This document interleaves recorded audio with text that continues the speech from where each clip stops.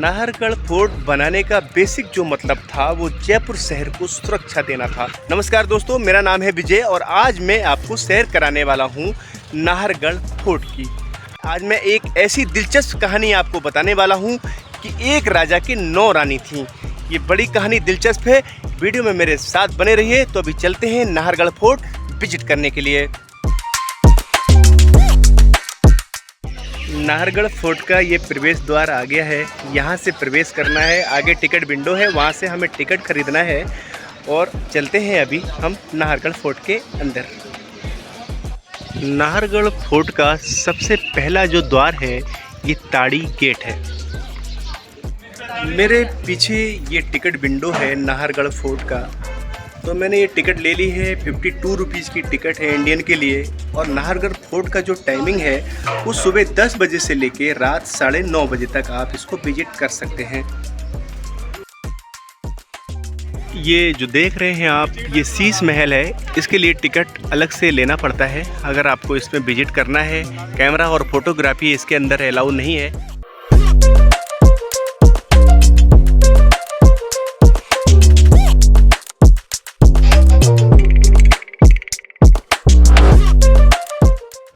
Nahargarh fort का निर्माण सन 1734 ईस्वी में महाराजा सवाई जय सिंह द्वितीय द्वारा कराया गया था। इस फोर्ट के निर्माण से जुड़ी भी कई कहानी बहुत ही रोचक हैं, वो अभी हम आपको वीडियो में आगे बताएंगे। तो नाहरगढ़ फोर्ट बनने की कहानी कुछ इस तरह है।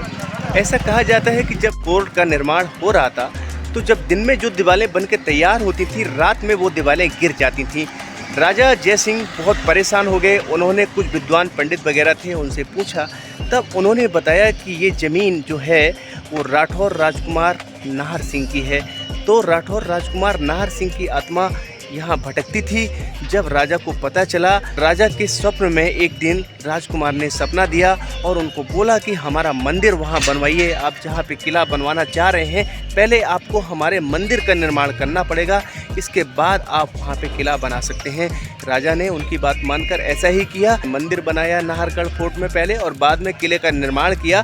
तो कोई विघ्न बाधा नहीं आई और सकुशल ये किला बन के तैयार हो गया। नाहरगढ़ फोर्ट बनाने का बेसिक जो मतलब था वो जयपुर शहर को सुरक्षा देना था। और यहाँ जो राजा रानी थे, क्योंकि जयपुर में गर्मी ज़्यादा पड़ती है, गर्मी से राजा और रानी को, राज परिवार को बचाने के लिए ये नाहरगढ़ फोर्ट का निर्माण कराया गया। नाहरगढ़ फोर्ट एक अरावली की पहाड़ी पर बहुत ही ऊंचाई पे बना हुआ किला है, जिसमें कि हवा बराबर आती रहती है। यकीन मानिए, अभी भी मैं जयपुर शहर से आ रहा हूँ, करीबन 12 किलोमीटर आगे है ये। तो जयपुर में गर्मी बहुत ज़्यादा है, लेकिन जब मैं किले में आ गया हूँ तो बिल्कुल भी गर्मी का एहसास नहीं हो रहा है। हवा बहुत ही ठंडी चल रही है। ये आप जो सामने देख रहे हैं ये अस्तबल है। यहाँ पे घोड़े बंधा करते थे। जो राजा की सेना में घोड़े होते थे उनको यहाँ पर बांधा जाता था।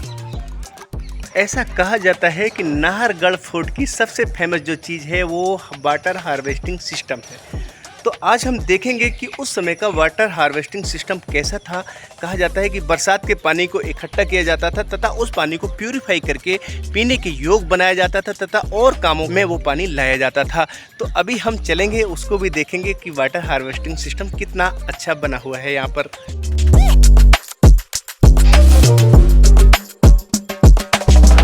जो आप नाहरगढ़ फोर्ट का अगला हिस्सा देखने जा रहे हैं वो नाहरगढ़ फोर्ट की बावड़ी है। बावड़ी उसको कहते हैं जिसमें कि वर्षा का जल एकत्रित होता है। तो नाहरगढ़ फोर्ट की बावड़ी ये बनी हुई है। इसमें जो पहाड़ियों से पानी आता था उनकी नालियाँ इस तरीके की बनाई गई थीं, घुमावदार, कि जो कचरा वगैरह उनके साथ में आता था वो कचरा पहले ही रुक जाता था, यानी कि बावड़ी तक वो कचरा नहीं आ पाता था। आज भी आप देखेंगे तो वर्षा का पानी ये भरा हुआ है और इस पानी को आगे ऐसा सिस्टम बनाया गया था जो कि इस पानी को आगे प्यूरिफाई करके भेजते थे। जो कचरा वगैरह पानी में, मिट्टी वगैरह होती थी, वो ऐसी जाली लगाई गई हैं शानदार, जिनसे कि वो कचरा रुक जाया करता था। तो आप देख सकते हैं खूबसूरत बावड़ी उस ज़माने की, प्राचीन समय की। तो दोस्तों इसी वाटर हार्वेस्टिंग सिस्टम की मैं बात कर रहा था आपसे। आप देख सकते हैं कितना टेक्नोलॉजी उस समय आगे थी कि वर्षा का पानी कितने साफ तरीके से एकत्रित करके और उस पानी को साफ करके पीने योग्य बना लिया करते थे, क्योंकि इस पहाड़ी पे ट्यूबवेल तो थे नहीं, ना कोई सिंचाई का साधन था, ना कोई पानी की बोरिंग थी। इसलिए वर्षा का पानी ही पीने के पानी का स्रोत, नहाने धोने का, बाकी कामों के लिए वर्षा का पानी ही यूज़ किया जाता था।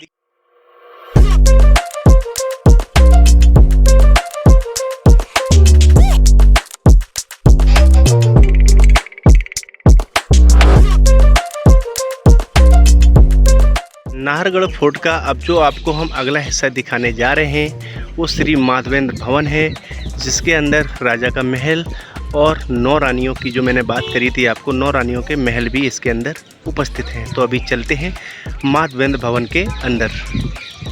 तो अभी आ गए हैं माधवेंद्र भवन के गेट पर। 2 तोपें यहाँ पे रखी हुई हैं, एक इस साइड और एक इस साइड। ये मुख्य गेट है माधवेंद्र भवन का। इसके अंदर राजा का सुंदर सा महल और 9 रानियों के महल बने हुए हैं जो कि बिल्कुल सेम हैं। राजा ने एक चीज़ को बिल्कुल ध्यान में रखा था कि 9 रानी हैं, 9 रानियों को संभालना आसान नहीं है, तो 9 रानियों के महल में कोई कमी नहीं करी थी। एक दूसरे से बिल्कुल भी डिफरेंस नहीं है, 9 के 9 महल बिल्कुल एक जैसे बने हुए हैं। तो अभी चलते हैं माधवेंद्र भवन के अंदर और देखते हैं चल के महल को।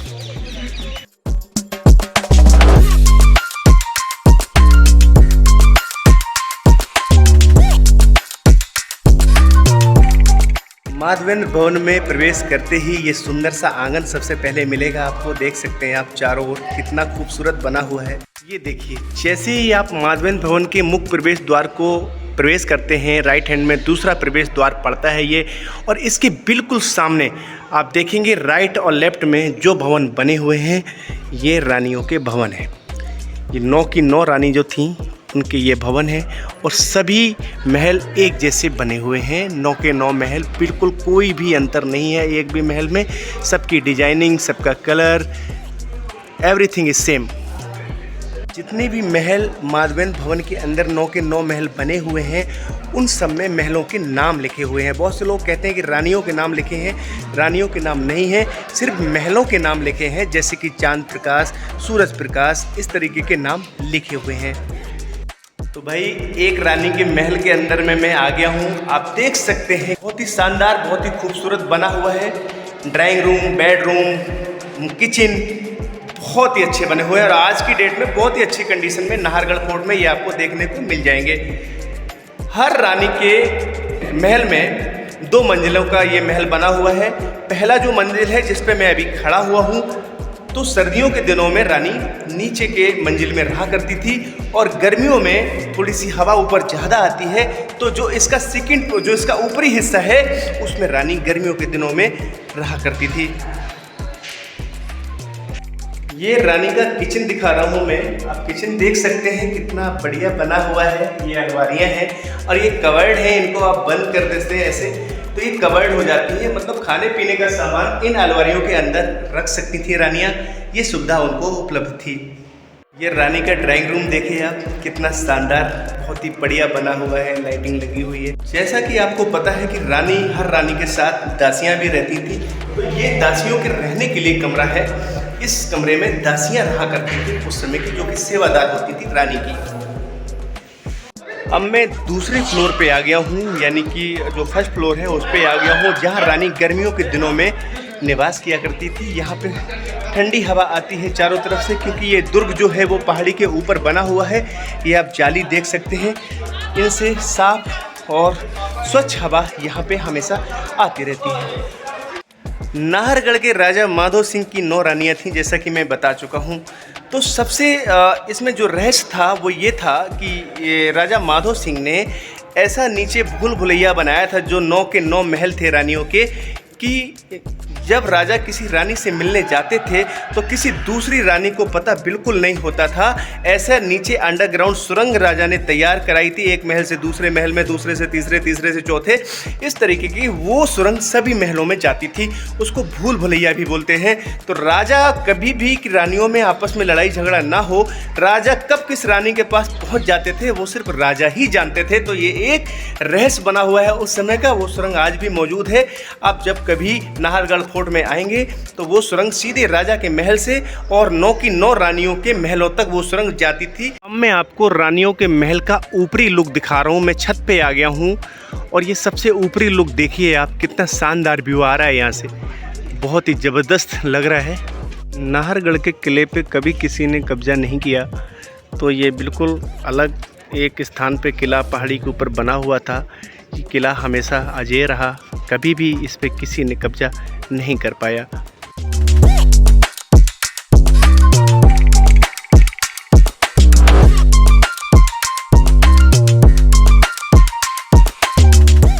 नाहरगढ़ फोर्ट अरावली की सबसे ऊंची पहाड़ी पे बसा हुआ है। यहाँ से पूरा जयपुर शहर नज़र आता है, आप देख सकते हैं। बहुत ही खूबसूरत दिखाई दे रहा है। जब लाइटिंग ऑन हो जाती है तो और भी सुंदर लगता है जयपुर शहर यहाँ से देखने के बाद। रात की जो लाइटिंग है नाहरगढ़ फोर्ट की वो बहुत ही खूबसूरत है। पर्यटक यहाँ पे रात की लाइटिंग देखने के लिए आते हैं। ये गोल्डन इसका कलर है नाहरगढ़ फोर्ट का, और जब लाइटिंग ऑन हो जाती है तो ये बिल्कुल गोल्डन लगता है। पूरा का पूरा फोर्ट बहुत ही खूबसूरत लगता है, अमेजिंग लुक आता है।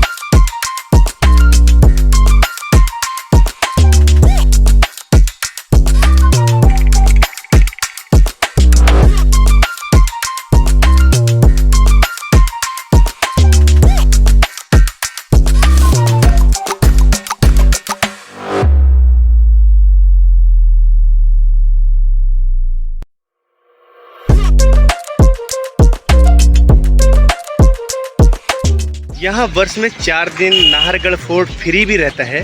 30 मार्च, 18 अप्रैल एंड 18 मई तथा 27 सितंबर को कोई टिकट नहीं लगता है नाहरगढ़ फोर्ट में। नाहरगढ़ फोर्ट में ऊपर एक बहुत ही पुराना रेस्टोरेंट है जिसको हेरिटेज रेस्टोरेंट आप कह सकते हैं। ये लिखा हुआ है RTDC पड़ाव रेस्टोरेंट। तो इसमें एंट्री करने की जो फ़ीस है 100 रुपये है। बाकी जो आप अंदर खाते पीते हैं उसका चार्ज अलग लगेगा। 100 रुपये में आपको पानी, कॉफ़ी, चाय ये सारी चीज़ें मिल जाएंगी। तो आप यहाँ विज़िट कर सकते हैं और डिनर या लंच आप यहाँ पे कर सकते हैं।